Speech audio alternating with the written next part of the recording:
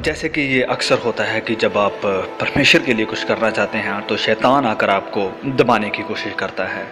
मैं भी अचानक से सोचने लगा कि मुझे इस फिल्म के लिए हाँ नहीं करनी चाहिए थी और मैंने तो इतने गलत काम किए हैं, जब लोगों को पता चलेगा तो ये सही नहीं होगा और मुझे इस फिल्म के लिए ना कर देनी चाहिए, मैं इस मूवी के लायक नहीं हूँ।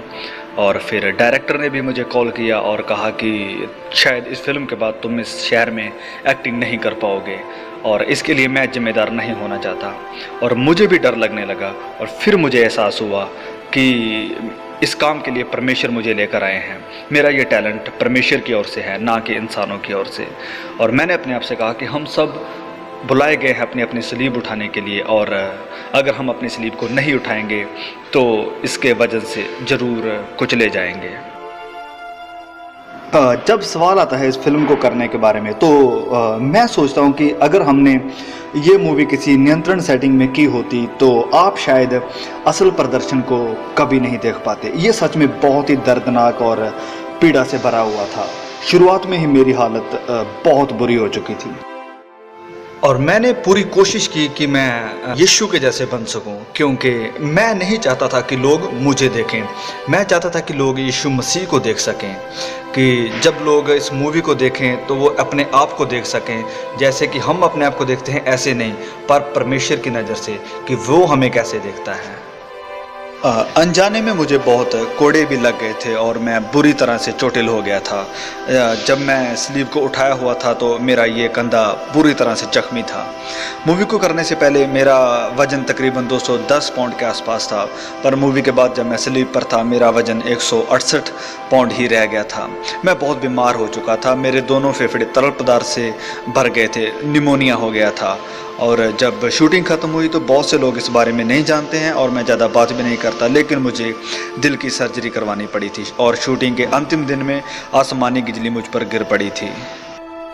और इस फिल्म की शूटिंग के वक्त मैं बहुत ही एक गहरी परिस्थिति में था और पूरी शूटिंग के दौरान मैं लगातार प्रार्थना करता रहता और वचनों पर मनन करता था। और जैसे कि आप कहोगे कि मैं चरित्र में कैसे बना रहा, तो ये एक बहुत ही एक ज़रूरी सवाल है, क्योंकि मैं जानता था कि लोग यीशु को तभी देख पाएंगे अगर हम प्रार्थना और उपवास में बने रहे। और मैं आपको बताना चाहता हूँ कि उपवास रखना तो शीघ्र था मेरे बीमार होने की वजह से। और फिर मूवी के अंत में जब मैं स्लीप पर था तो मेरा पूरा शरीर नीला पड़ गया था। ये कोई मेकअप नहीं था, मेरा शरीर सचमुच नीला पड़ गया था। स्लीप के ऊपर मेरा ये का बहुत ही बुरी हालत में था और वो दर्द मेरे सहन शक्ति से बिल्कुल बाहर थी। और मैं इतना बीमार था कि अगर ये कंधा निकल भी जाता तो मुझे कुछ भी महसूस नहीं होता। और मेरे दिल में भी मुझे कुछ समस्या महसूस हो रही थी। और फिर जब डॉक्टर ने मशीन लगाकर चेकअप किया तो उसने हमारे डायरेक्टर मेल गिब्सन से कहा कि ये मर सकता है। तो हमारे मेल गिब्सन भी सोचने लगे और फिर मुझसे कहा कि जिम क्या करना है।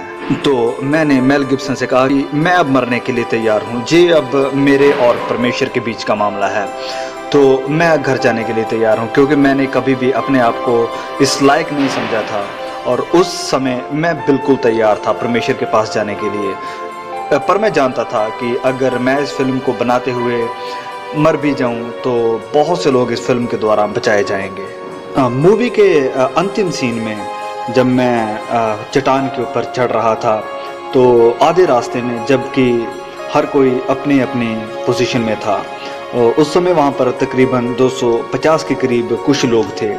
तो रास्ते में ही मुझे एक साया महसूस हुआ। ये एक बुरी आत्मा थी, मुझे भटकाने के लिए कहा कि तुम तो मर रहे हो। तो मैंने कहा कि ये तो एक अच्छी खबर है, क्योंकि मैं जानता हूँ कि मैं अब किसके पास जा रहा हूँ। स्लीप के ऊपर जब मैं तो मुझे सांस लेने में बहुत तकलीफ़ हो रही थी, क्योंकि ये सच्चाई है कि जब स्लीप के ऊपर किसी की मृत्यु होती है तो वो दम घुट के ही होती है। और शारीरिक तौर पर मैं भी इसी तकलीफ़ से जूझ रहा था। शायद हमारा प्रभु चाहता था कि मैं भी उस दर्द को महसूस करूं जो उसने सहन किया था, पर परमेश्वर मुझे संभाल रहा था और मेरा हाथ पकड़े हुए था और वो शायद चाहता था कि तुम कहाँ तक मेरे साथ चल सकते हो। और मैंने कहा कि प्रभु मेरा कतरा कतरा हाजिर है। अंत में मैं कहना चाहता हूं कि सप्ताह में सिर्फ एक बार प्रैक्टिस करके आप ओलंपिक एथलीट या फिर विश्व प्रसिद्ध चैंपियन नहीं बन सकते हैं। यीशु को अपने जीवन में आपको हर पल प्रतिदिन लेना है। यीशु ही आपकी सच्चाई है, वो आपकी ज़िंदगी है, वो आपके साथ हर पल रहना चाहता है, आपके जीवन का वो कोच है। जब आप गिरते हैं तो वो आपको हिम्मत देता है फिर से चलने की, वो आपको सहारा देता है, वो चाहता है कि आप उसके लिए और ज़्यादा, वो आपको उत्साहित करता है कि आप उपवास करें, लगातार प्रार्थना करें, सप्ताह में बस एक बार नहीं बल्कि प्रतिदिन। आप में से जितनों ने यीशु को ग्रहण किया है उसे आप दिल में बिठा कर रखें, क्योंकि जब कभी भी आप पाप करते हैं आप उसका इनकार करते हैं। पवित्र बनो जैसे कि आपका बुलाने वाला भी पवित्र है।